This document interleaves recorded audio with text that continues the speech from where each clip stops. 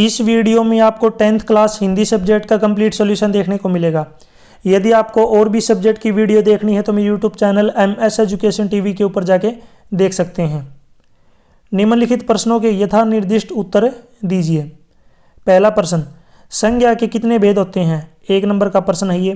तो संज्ञा के 5 भेद होते हैं, तो इसमें जो ग ऑप्शन है ये राइट होगा। प्रश्न 2, अलंकार का शाब्दिक अर्थ है। ये प्रश्न भी 1 नंबर का है, तो इसका जो शाब्दिक अर्थ होता है ये होता है आभूषण। क ऑप्शन राइट होगा। प्रश्न 3, विकारी शब्द किसे कहते हैं? उदाहरण सहित परिभाषित कीजिए। 2 अंक का है ये प्रश्न, तो इसका उत्तर है जिन शब्दों का रूप लिंग, वचन और कारक के कारण परिवर्तित हो जाता है वे विकारी शब्द कहलाते हैं। जैसे बूढ़ा से बुढ़ापा, बुढ़िया आदि शब्द बन सकते हैं। प्रश्न 4, दोहा छंद की परिभाषा दीजिए। ये 2 नंबर का है। इसका उत्तर है दोहा एक अर्ध सममात्रिक छंद है। इसके प्रथम और तृतीय चरण में 13 और द्वितीय एवं चतुर्थ चरण में 11 मात्राएं होती हैं। द्वितीय एवं चतुर्थ चरण के अंत में गुरु लघु वर्ण आते हैं, यथा तुलसी या संसार में मिलियो, सब सोधाए, ना जाने किस रूप में नारायण मिल जाए। प्रश्न 5, यमक अलंकार की परिभाषा दीजिए। ये 2 नंबर का जो है प्रश्न है ये। तो इसका उत्तर है जिस वाक्य में एक ही शब्द की बार बार जो है पुनरावृत्ति होती है लेकिन हर बार उसका अर्थ अलग अलग होता है तो उसे यमक अलंकार कहते हैं। जैसे कनक कनकते 100 गुनी मादकता दिखाए, तो इस वाक्य में जो एक कनक है जिसका मतलब है सोना और जो दूसरा कनक है इसका मतलब होता है धतूरा। प्रश्न 2, निबंध या पत्र लिखना है। ये 5 नंबर का रहेगा आपका। ये विवेकानुसार आपको खुद करना है। जो भी आपको प्रश्न पत्र में जो है देखने को मिलेंगे ना कि आपको निबंध भी मिलेगा और प्रश्न पत्र भी मिलेगा। कई बार क्या होता है टीचर ने नहीं करवाया तो वो उसकी जगह जो है कुछ और दे देते हैं। बाकी आपको जो है जहाँ तक पॉसिबिलिटी है निबंध या प्रश्न पत्र दोनों मिलेंगे। दोनों में से आपको जो अच्छे से आता है वो यहाँ पे आप कीजिए। प्रश्न 3, क्षितिज भाग 2 काव्यखंड पर के आधार पर निम्नलिखित बहुविकल्पीय प्रश्नों के उचित विकल्प चुनकर अपनी उत्तर पुस्तिका में लिखिए। तो इसमें जो है 1-1 नंबर के 2 प्रश्न रहेंगे ये। पहला प्रश्न, उद्धव गोपियों को क्या संदेश देने के लिए गया है? तो क्या संदेश देने के लिए गया है कि योग साधना का है, यानी कि योग साधना का। तो इसमें जो ग ऑप्शन क्या होगा? राइट। प्रश्न 2, राम लक्ष्मण परशुराम संवाद रामचरितमानस के किस कांड से उद्धृत है? तो इसका राइट आंसर हो जाएगा अपना बाल कांड से। क जो ऑप्शन है राइट होगा। प्रश्न 4, निम्नलिखित काव्यांश को पढ़कर पूछे गए प्रश्नों के उत्तर दीजिए। तो ये जो है इसमें 1-1 नंबर के 5 प्रश्न पूछे गए। 5 नंबर का है ये। यहाँ पे आप जो काव्यांश दिया गया है इसको आप पढ़ सकते हैं। बिहसी लखनऊ बोले मृदु बानी, अहो मुनीसु महाबटमानी, पुनी पुनी मोहि दिखाओ कुठारू, चहत उड़ावन फकी पहारू। तो इसमें नीचे यहाँ पे प्रश्न पूछे गए। सबसे पहला प्रश्न है क्या? इस काव्यांश के कवि और कविता का नाम। तो कवि का नाम है तुलसीदास और कविता का नाम है राम लक्ष्मण परशुराम संवाद। प्रश्न ख, बिहसी का अर्थ है। तो बिहसी का अर्थ होता है हंसकर। प्रश्न ग, कुठार कौन दिखा रहा है? तो कुठार जो है कौन दिखा रहा है? परशुराम। प्रश्न ग, फुक्की से पहाड़ कौन उड़ाना चाहता है? तो ये चाहता है परशुराम। प्रश्न ड, मुनि पुनि मुनि का क्या अर्थ है? तो इसका मतलब होता है बार बार। इसका मतलब क्या होता है? बार बार। प्रश्न 5, निम्नलिखित काव्यांश में निहित भाव व जो है शिल्प सौंदर्य स्पष्ट कीजिए। ये आपका 3 नंबर का रहेगा। तो यहाँ पे आप देख सकते हैं सूर समर करनी करही कही न जनावही आपू, विद्यमान रन पाई रिपु कायर कथी प्रतापू। तो इसमें सबसे पहले हम बात कर लेते हैं भाव सौंदर्य। तुलसीदास के अनुसार बहादुर व्यक्ति अपनी वीरता युद्ध के मैदान में शत्रु के सामने युद्ध लड़कर दिखाते हैं और कायर व्यक्ति लड़कर नहीं बल्कि अपनी बातों से ही वीरता दिखाते हैं। अगर आगे बात करें यहाँ पे शिल्प सौंदर्य की, तो कवि ने उच्च वर्ण क्रम का चुनाव करते हुए शब्दों का प्रयोग किया है। सुंदर और प्रभावी वर्णन से इस कविता का सौंदर्य बढ़ाया गया है। वीर रस का सुंदर एवं सजीव वर्णन हुआ है। अनुप्रास, रूपक, मानवीकरण आदि अलंकारों का सहज एवं स्वाभाविक प्रयोग भी देखने को बनता है।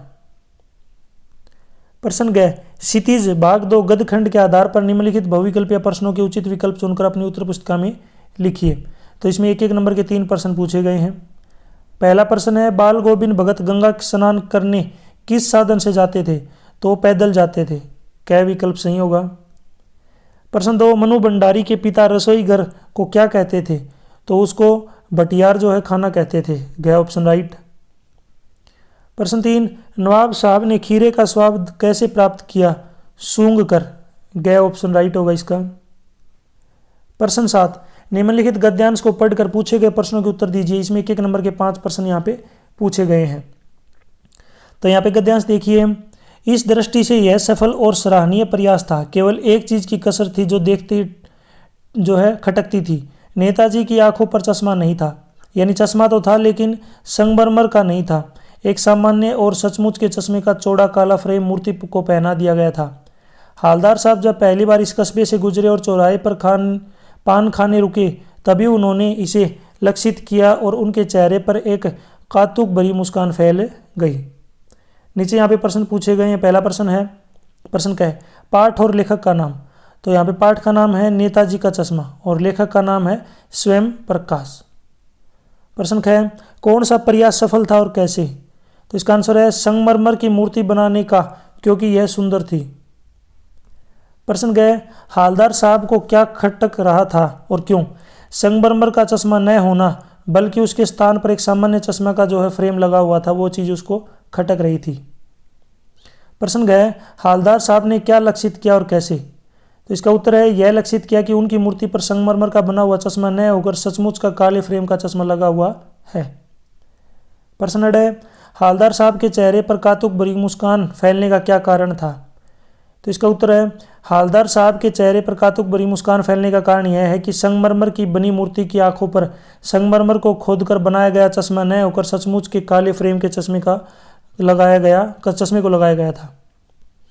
इसी के अथवा में यहाँ पे लेखक का जीवन परिचय या साहित्य परिचय आपको लिखना है। दोनों में से आप एक कर सकते हैं, या तो लेखक परिचय कीजिए या फिर ऊपर वाला आप कर सकते हैं। प्रश्न 8, पुत्र के मरने के पश्चात बाल गोविंद भगत पुत्र वधू को उसके घर पर क्यों रखना चाहते थे? भेजना, यानी कि क्यों नहीं रखना चाहते थे, यानी कि क्यों भेजना चाहते थे। ये 2 नंबर का प्रश्न रहेगा। उत्तर है बाल गोविंद भगत के पुत्र के श्राद्ध की अवधि पूरी होने के बाद अपनी पुत्र वधू को उसके घर भेज दिया था। उनकी जाति में पुनर्विवाह की अनुमति थी, यानी कि उनके परिवार में जो है, यानी कि उनका जो जाति थी उनमें दोबारा से शादी कर सकते हैं। वे अपने घर में जवान विधवा को नहीं रखना चाहते थे। वे नहीं चाहते थे कि वह उनके कारण अपने मन को मारकर उनके साथ रहे। प्रश्न 9, कृति का भाग 2 के आधार पर उत्तर दीजिए। 3 नंबर का प्रश्न है ये।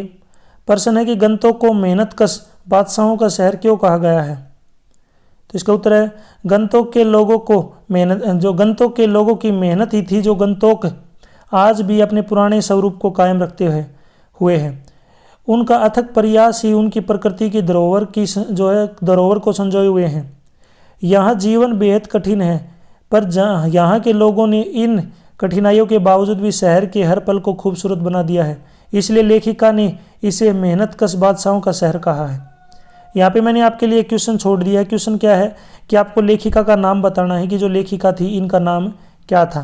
इसका नाम आप मुझे ज़रूर कमेंट सेक्शन में बताएंगे।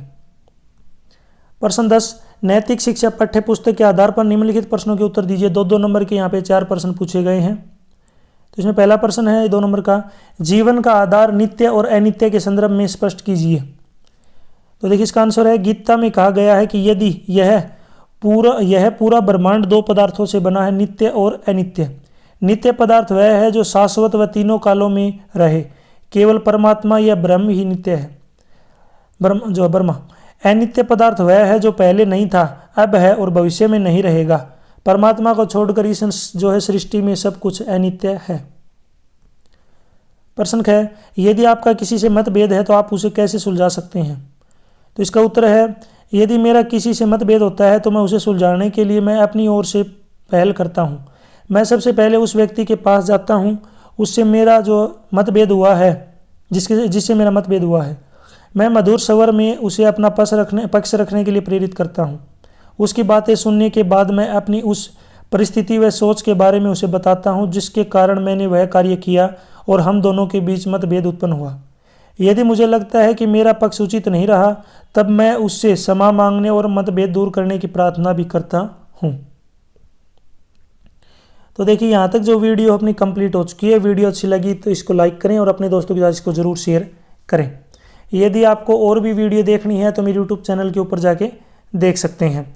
यदि आपको PDF डाउनलोड करनी है तो इस कोने में वेबसाइट का लिंक मिल जाएगा, वहाँ से आप डाउनलोड कर सकते हैं। और मैं आपके लिए एक क्वेश्चन छोड़ रहा हूँ, 1+1 का जो है संधि क्या होगी, ज़रूर आप मुझे कमेंट सेक्शन में बताएं।